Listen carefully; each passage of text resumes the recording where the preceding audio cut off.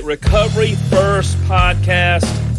These are what we call our recovery shares. First of all, I'd like to thank our producer, Todd. He helps us with these, spends his time and effort helping us get these things out. He does some fantastic work. So I want to just shout out to him, shout out to his wife, Kelly.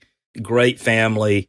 Thank you so much for everything you do. And that's what I want to talk about. I don't even know what I'm going to title this yet, but I want to talk about the recovery community. I know there's been some things and negative things and listen, you're talking about people in general are messy. Okay? They're messy. And that goes the same for people in recovery. It's the same thing. Messy things happen. People don't do what they're supposed to do. People make mistakes. People, it is what it is. Okay? But here's the thing.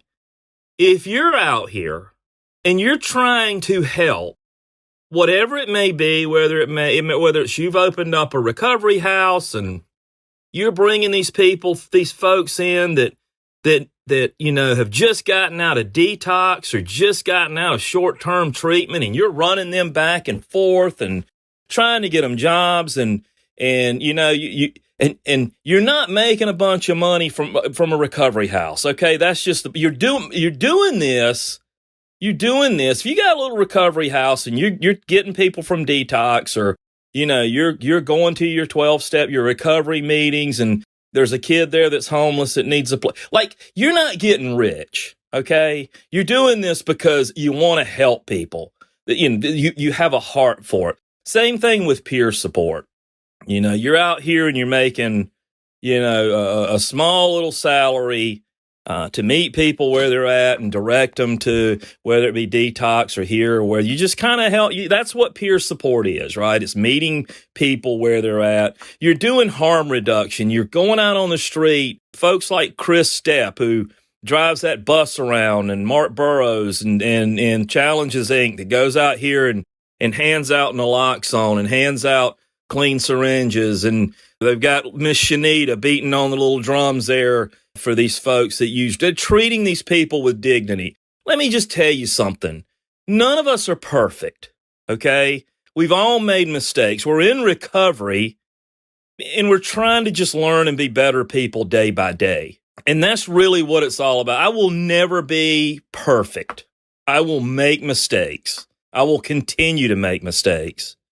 But just because I'm in recovery, just because I beat this really loud drum, just because I do these things, certainly doesn't mean that I will ever be perfect. But I will continue to strive to be a better person than I was yesterday. And most of the folks in recovery will too. And I'm going to tell you something. People with time, people in recovery have reoccurrences. And I don't care who they are, what their positions are. I'm apt to have a reoccurrence. Anyone in recovery is apt to have a reoccurrence. Okay?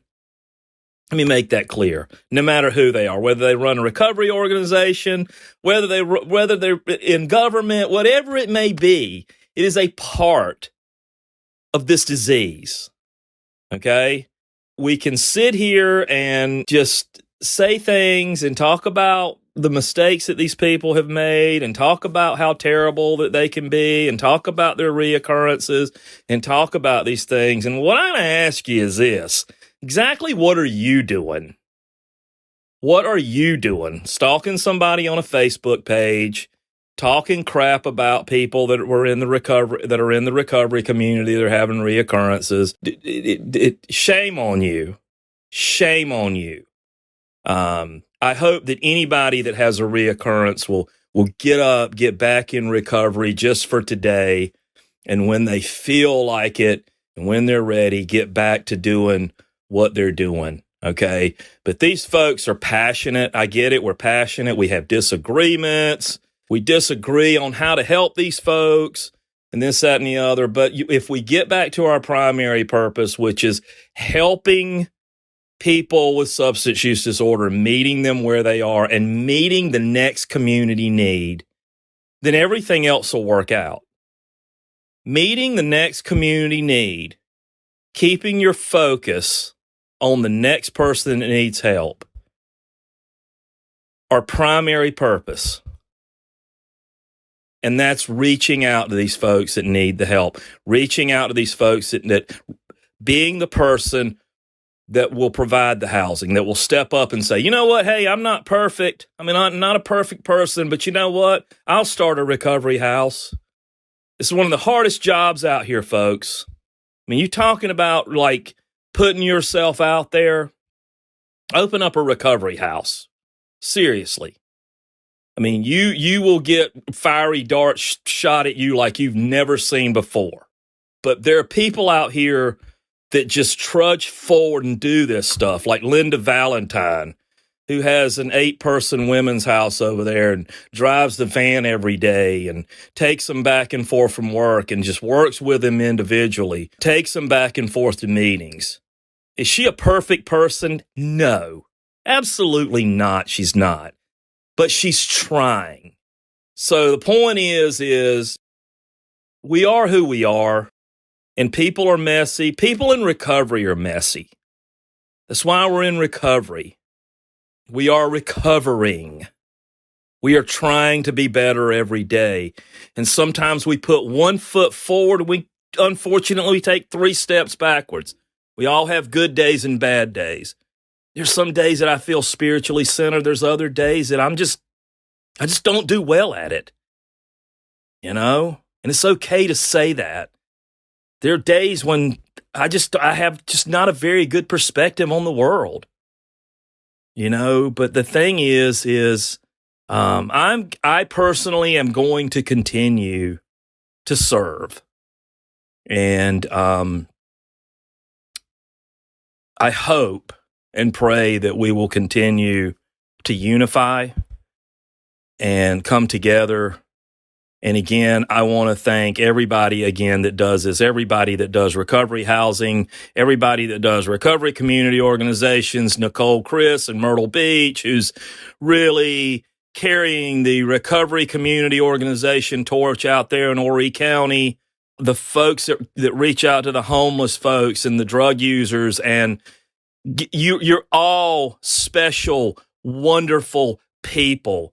And I just want you to know that we get it. You're not perfect. You got your own problems, man, and it's okay. And I hope that we will be more supportive, you know, when we have that we can be more supportive of each other when we have, I mean, heaven forbid, if I ever had a reoccurrence, if something ever happened to me, I hope and pray that I would have support to get back up. I think I've got some of those people in my lives. So let's focus in on our purpose. Let's drown out the bull crap. Don't listen to it. We'll go from here. Love each and every one of you in my South Carolina recovery community. Big love, love, love. Love you guys over at DOERS. Everybody hang in here. It's hard. We're losing a lot of people. It's hard when you go to funeral after funeral after funeral, and then, you know, you have these personal downfalls, and, you know, you get the fiery darts and you start to say shit talked about you, and you know, people crashing your Facebook page, and these people, and I pray for them, and I don't know what goes on with people that do that. Maybe they're, like I said, we're all really just imperfect people that really need to love each other and meet each other where we are, just like we do the drug users on the street, or the people that we need to help get in detox or treatment, or whatever it may be. Let's not forget to support each other also. So just want to send that out. Recovery First Podcast. Thanks, everybody.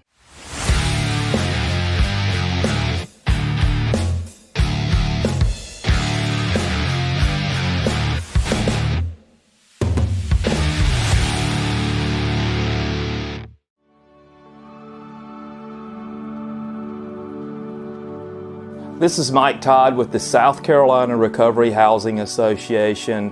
I would like to thank Challenges, Inc., the Recovery Advocacy Project, and the Clinton Foundation for helping us get naloxone to all recovery houses in South Carolina.